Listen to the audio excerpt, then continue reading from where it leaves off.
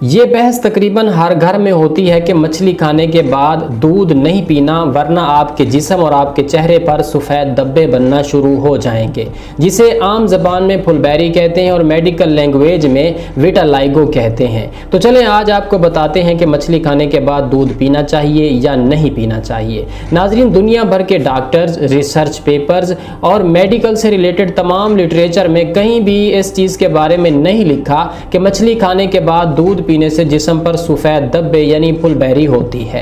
दुनिया भर के डॉक्टर इस बात पर ज़रूर मुत्तफिक हैं कि कुछ लोगों को मछली खाने से एलर्जी हो सकती है, लेकिन वो एलर्जी फुलबेरी यानी सफ़ेद धब्बे नहीं बनाती, बल्कि जिस्म और हाथों पर रेशेज ज़रूर डालती है। हैरान कुन बात यह है कि दुनिया भर में सैकड़ों के करीब ऐसी डिशेज मछली से बनाई जाती हैं जिनमें बाकायदा दूध, दही वगैरह शामिल की जाती है। यानी बाहर की कंट्रीज़ में तो ज़्यादातर मछली बनाई ही दूध में जाती है, यानी कि दूध और दही के साथ बनने वाली डिशेस हैं। डॉक्टर्स के मुताबिक ये एक मिथ, वहम और दकियानूसी की बातें हैं।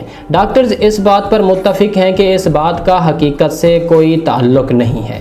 फुलबेरी एक ऐसी बीमारी है जिसमें इंसान के खुलिये रंग बनाना कम कर देते हैं या बिल्कुल ही छोड़ देते हैं, जिसके बाद जिस्म पर सफ़ेद धब्बे बनना शुरू हो जाते हैं।